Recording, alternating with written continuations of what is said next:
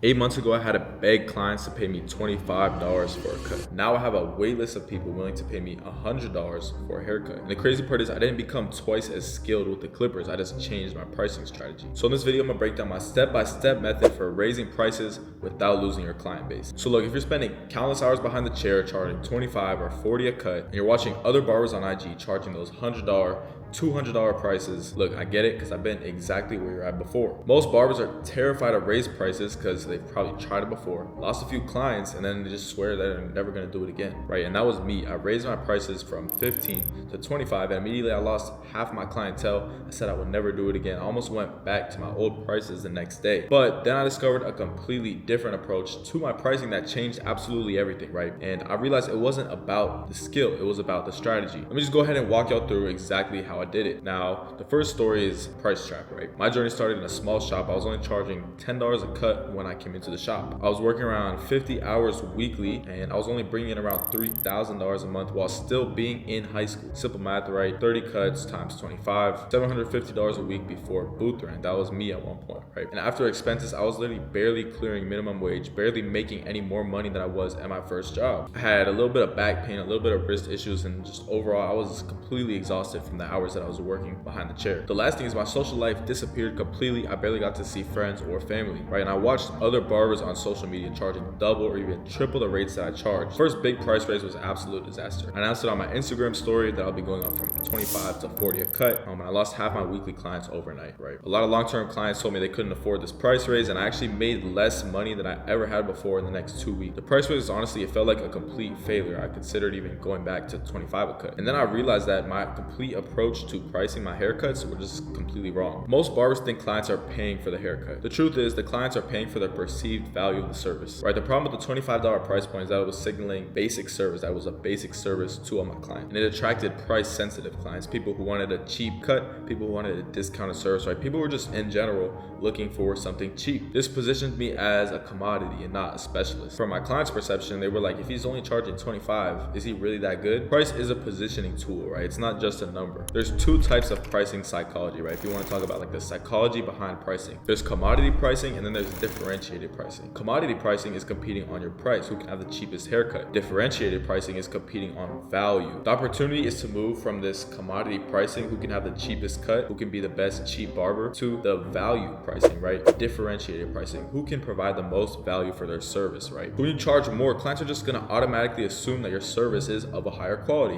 which it should be, right? For example, bro, like Dior doesn't sell $5,000 bags because they actually cost $5,000 to make. They charge the $5,000 because of their brand, because it creates exclusivity, right? A perception of value. As barbers, we can use these exact same principles. Something that you can do is create a tiered system where you add in extra services, just like your hot towel, and just kind of test this out, this premium experience, right? Instead of just raising prices right away. A must is increasing your appointment time up to 1 hour. You can style their hair, do a consultation, and do all these little extra things to add value onto your service and increase the price. If you want to test the waters, you can let clients choose to upgrade themselves. Ideally, you should be using social media to bring in new higher paying clients, and you should be able to let the old ones drop off and be about 85% booked, bringing the new ones into the business. New clients should only be offered the new pricing, and the old clients, maybe you can keep some of them around to maintain your income. Many of these lower tier clients are going to end up eventually reducing their natural frequency and becoming replaced by higher premium rate clients. So most barbers raise prices just by getting booked out or feeling like they've been cutting hair for a certain amount of time, right? The actual price raising framework is to have new clients acquired to be able to be ready to replace the old clients, right? When you raise prices, you don't want to be in a situation where you lose all your old clients and you can't get any new ones, right? How do you get these new ones? Your content should be converting and you should have that demand. So two things we need: demand and client flow to go up on prices. So if you're in a spot where you're not generating new clients to be able to replace your old ones that you are inevitably gonna lose, you shouldn't be looking at going up on price, right? Same way that if you're not fully booked out or you're not having demand, and now I'm not saying you need to be fully booked out for months in advance, but if your current spots aren't filled, it shouldn't be a good time to go up on price. Ideally, you want to have so much demand and so many new clients that you're forced to go up on price. So not only did I increase the quality of my service, but I actually increased the demand and perception for my personal brand and business. And as I raised prices, something incredible happened, something I like to call the business flywheel. Higher prices gave me more time, which gave me better marketing, which brought in more clients, which in turn helped me to create a better service, which in the end resulted back in the higher prices. So the the first component of all of this is basic content creation. I started posting consistently on social media, right? I didn't miss a day. I decided that I was gonna commit to posting every single day. You need to focus on showing the premium experience, right? And marketing how your service makes the client feel.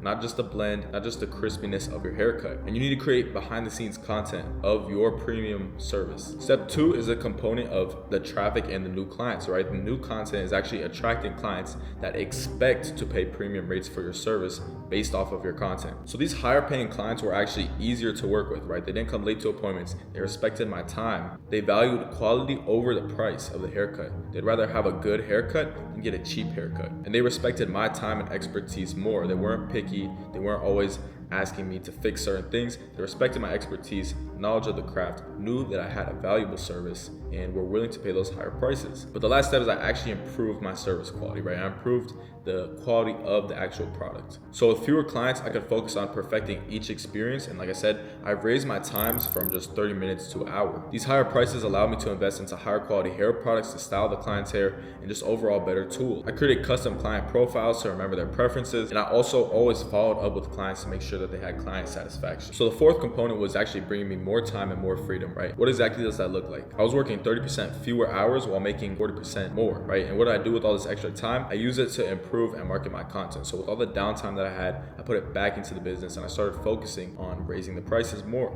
creating higher quality content that would in turn attract more clients. I also use this extra cash flow to invest in education, further differentiate my service and improve the client experience. I created systems to enhance my client experience. And this created a flywheel effect, each component feeding the next, overall creating momentum. And overall, I started charging $100 per haircut within 8 months of just implementing this new system.